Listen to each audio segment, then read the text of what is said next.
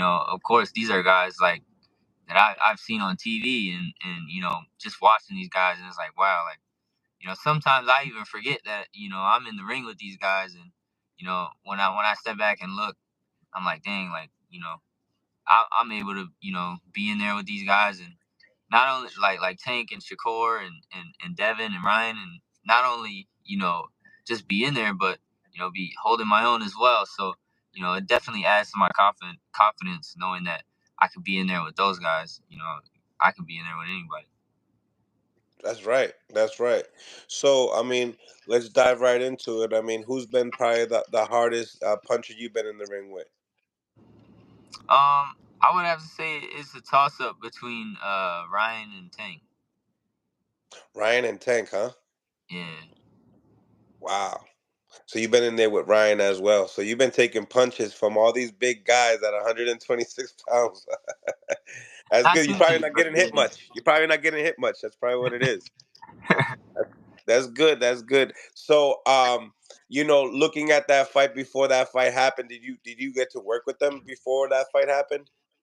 I didn't work with Tank, but I worked with Ryan before, not for that fight, but when he was getting ready to fight Luke Campbell, I actually got I was in that camp helping him get ready for that fight.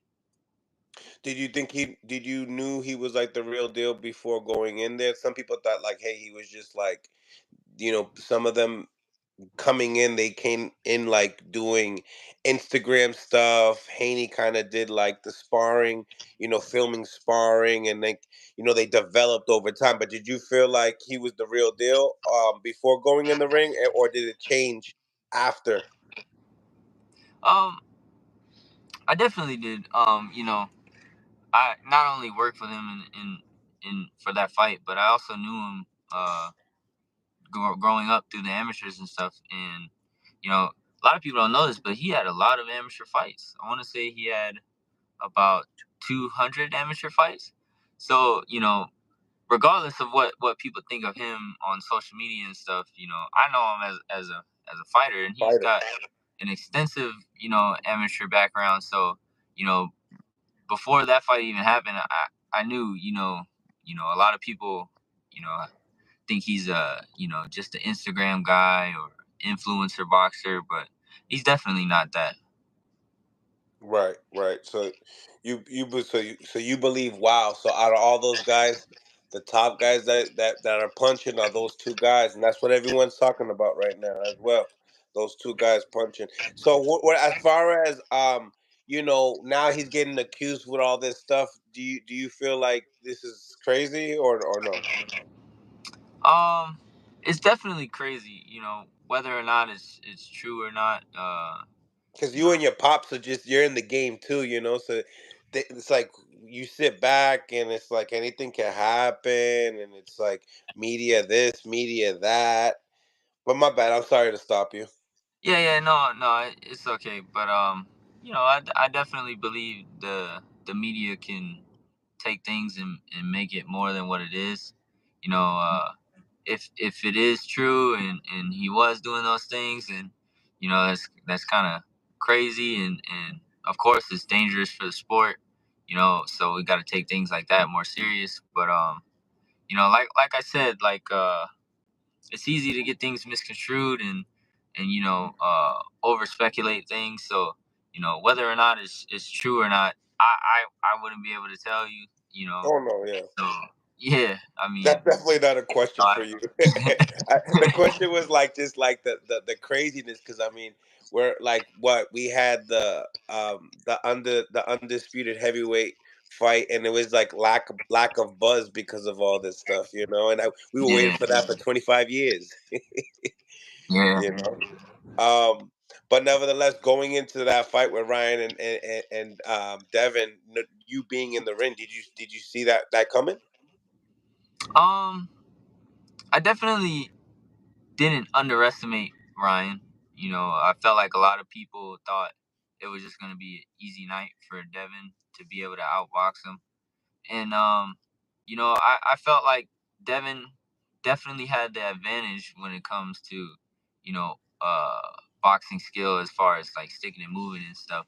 But like I said, Ryan is no pushover either. He's not just a Instagram guy. He's actually a real fighter. And then on top of that, they have experience, in the amateurs as well. So they got a good feel for how each other, fight and what their styles is. And even though it was way back in the amateurs, there's still things that fighters might do, or that came all the way back from the amateurs. And so I definitely didn't underestimate Ryan's ability to win that fight going into that fight. But as far as the outcome of the fight, yeah, I was pretty surprised. I mean, I knew he was gonna catch him with that hook, but I didn't know he was gonna drop him multiple times and hurt him and things like that. So it was a great fight. I was definitely on the edge of my seat watching that fight. You said that you definitely knew that he was going to get hit with the hook. The speed of Ryan Garcia, you knew it was going to be a problem. I feel like no, I mean